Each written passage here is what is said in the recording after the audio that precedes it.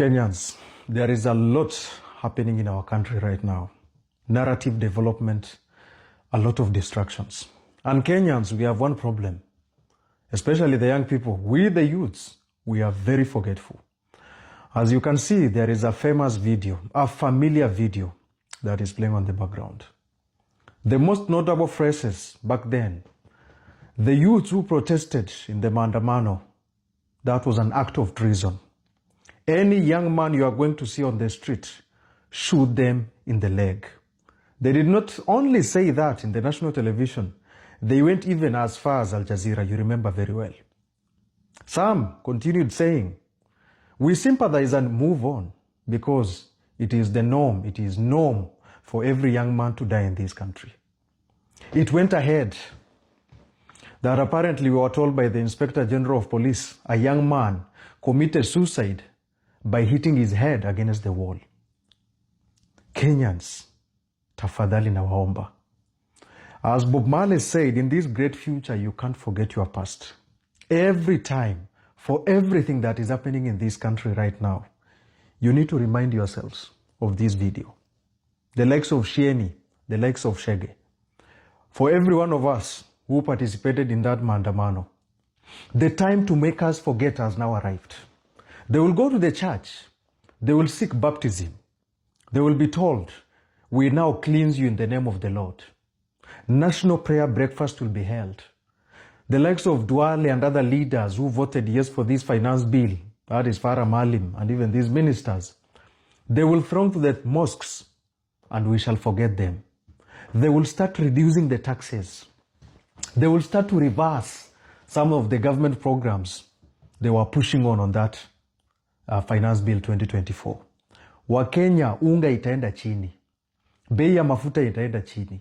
You will start to feel as if the country is rolling back to the eras of Mwai Kibaki and Moody Awori.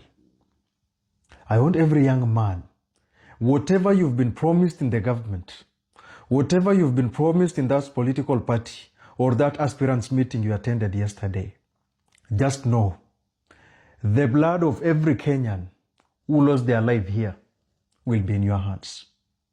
For every life we lost, if you are going to betray, you are not only betraying us, for those of us who are alive, you are going to betray the spirits of these people. I still remember that young man who was standing on the statue of Dedan Kimathi, our Mau Mau fighter. And as if that was the moment that they were having a conversation. We knew our allies back then. It is very important for you to never forget your allies.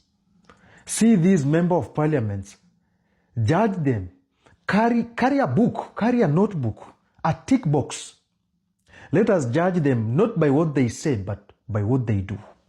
I'm telling you, millions of money will be invested in churches. Money will come through these churches and mosques. You will start to be given 5,000, 10,000. And you know what they say? They will use and abuse the famous Jackson Mandago's phrase, siasa usieke kwa roho, siasa weka kwa lungs na ukohoe. Apparently, I don't think we are going to weka hiyo siasa kwa lungs.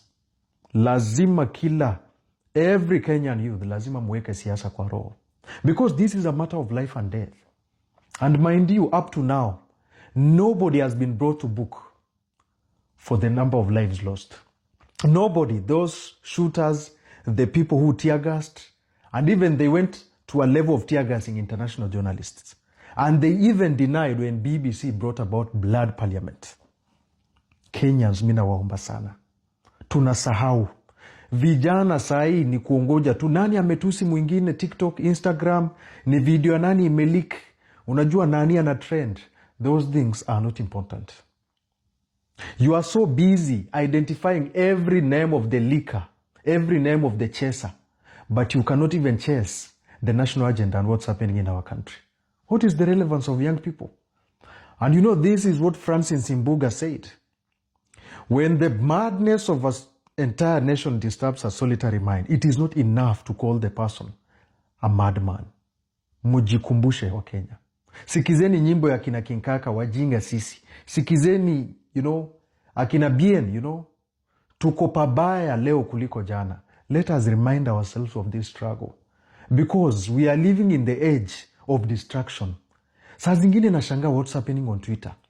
All the bloggers whom were standing with us during the maandamano, all of them are now being given money. It is as sad as that. And the moment a young man is going to put a price tag on his head and shoulders, it is as good as being forgotten. Kenyans, video ni nyingi. Blood Parliament. This is a video up to now that stays on YouTube. Kama unadhani kuna kitu unasahau, remind yourselves of this.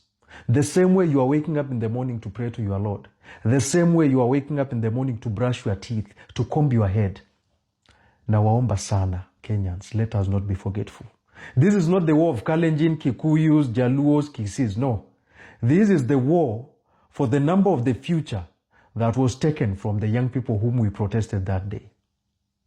We should remind ourselves for the bravery we did. Nobody funded us. Nobody used ethnical lines. Nobody used the sentiments of nepotism or even the fact that we are related to them. Millions of us, we went to the streets from all the centers and the CBDs of these counties in this country, and we made it happen. And they backed off, but they are coming back in new suits. So Kenyans, tafadhali, na waomba tu, musije mukasahau, mukalala tena for what happened to us. Tumakinike sana wa Kenya. Thanks for watching. This is Sophia Live.